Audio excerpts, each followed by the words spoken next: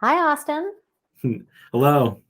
Thanks so much for joining us today. I really appreciate it. So, first of all, I need you to tell us where you are right now. So I am currently at the search office in Pensacola, Florida.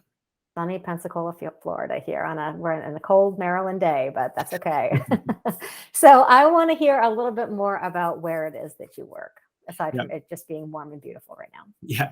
So I currently work at Search, it's one of the nation's largest CRM companies, where I serve as one of the senior maritime archaeologists on staff. I do a variety of compliance work, but also do a good bit of research work as well in my current position.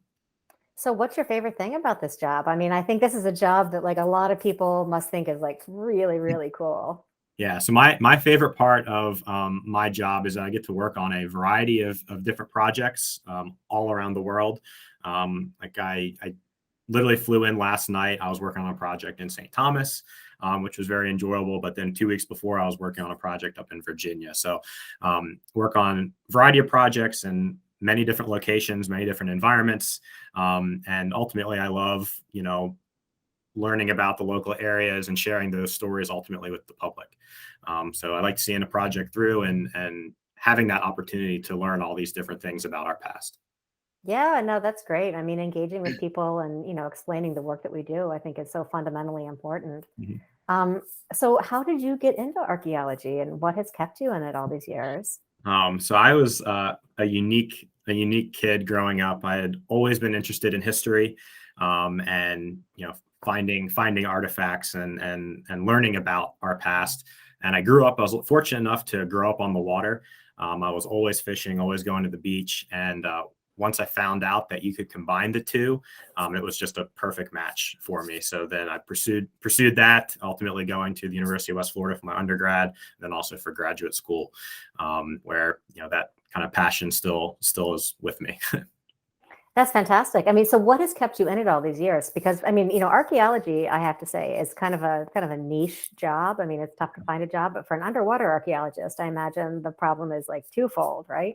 Yeah, oh, absolutely. It's such a everybody knows everybody, and there are very few jobs on the market for, especially full-time maritime archaeologists. I think the thing that's kept me in it is just, my personable, approach to the field. I definitely like all the different people I work with, and just jumping on any and every opportunity that arises. Definitely experience. You don't want to be a one-trick pony. So when I was gaining all of my experience, I'm a dive instructor as well. I can serve. I learned the whole survey aspect, geophysical survey. So you can't just do one thing. I think I've done a pretty good job of broadening my horizons, where I don't know a lot just on one thing. I know a little bit about a lot of different things, and that definitely helps. That definitely helps you stay in the field. Yeah, well, and that goes for us terrestrial archaeologists as well, for sure. So, tell us about your Maryland Archaeology Month topic. What did you write about? Yes. Go ahead. Yeah, so I wrote about a program called STAMP, the Shipwreck Tagging Archaeological Management Program. And it was actually a project I began for my thesis work at the University of West Florida. And it was based off of a project I actually began while interning for the Fish and Wildlife Service at the Chincoteague National Wildlife Refuge. And the STAMP program, I collaborated a lot with the Florida Public Archaeological Network, FPAN, which is based down here in Pensacola, as well as the National Park Service. So it's many different partners involved with this program.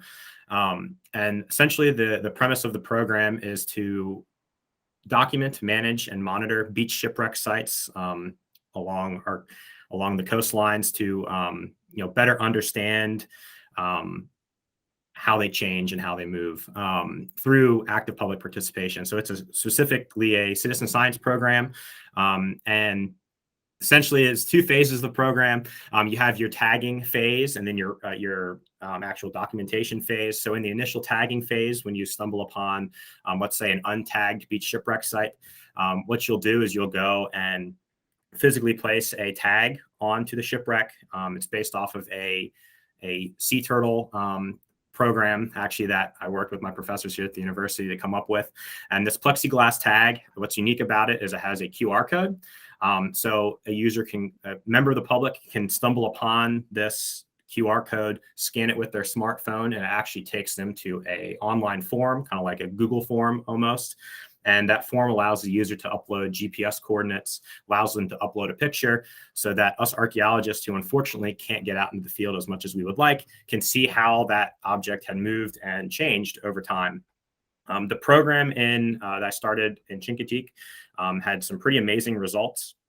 We have some particular disarticulated timbers that are, frames that are 10 feet long, that in the course of 3 months have actually traveled over 150 miles down the coast. So this program has really kind of changed the perception for cultural resource managers. Typically, when a disarticulated timber washes ashore, the thought is, oh, well, that probably just came from just offshore here. Well, that might be true. Some of the data that we've been getting suggests that some of these large fragments travel hundreds of miles down the coast. That's such a short time frame. Who knows how long or how far something could travel in 200 years since it went down. That's fascinating. I never would have thought to just tag shipwrecks, but no, that's super cool.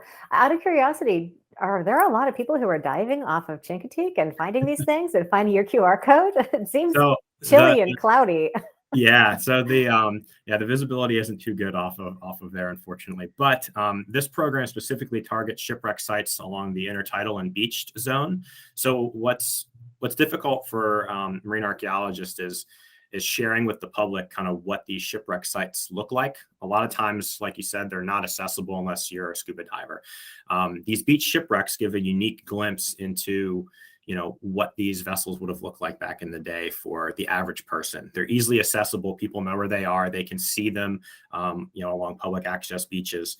And I think that's one of the unique aspects of this program, is that we are really showcasing these resources that are accessible. The public can go out and visually see them and really better understand what we do, how we do it, and why we do it. It's whenever one of these shipwrecks, especially beach shipwrecks, gets uncovered, it's usually a pretty big draw to the public. Everybody wants to go out and see it and take pictures with it. And this is just one unique way to involve the public in some of our active research that we have ongoing to better, document, manage, and ultimately protect these resources going forward. No, that's great. I mean, you're making a partner of the public in a way. Exactly. I mean, partnerships are so important.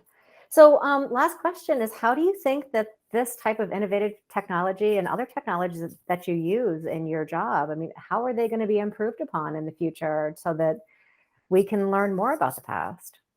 So I think it will ultimately continue to improve, so we get overall just better results and data that the public can provide. I mean, the implementation of just smartphones and how far they've come in the recent years. QR code, for example, completely rejuvenated some from older citizen science programs that focused on beach shipwreck sites. And that has been a game changer for the data that we're collecting and seeing now, almost real time. We know what's happening on these sites. So I think as time goes forward, I'm sure they'll come out with different type of sonar and LiDAR technologies that we can hand in our phone that everybody will have access to, that will help us document these real time. Because as we all know, unfortunately, the archaeologists aren't in the field all the time, and they can't just teleport to the shipwreck when it gets uncovered. So as technology improves, the public will be able to better document and assist us with our research and management goals. Yeah, that's great. I think it's really fascinating work you're doing. And I just want to thank you so much for taking the time to talk to us today from Florida. It was great. Yeah, absolutely. Thank you for having me.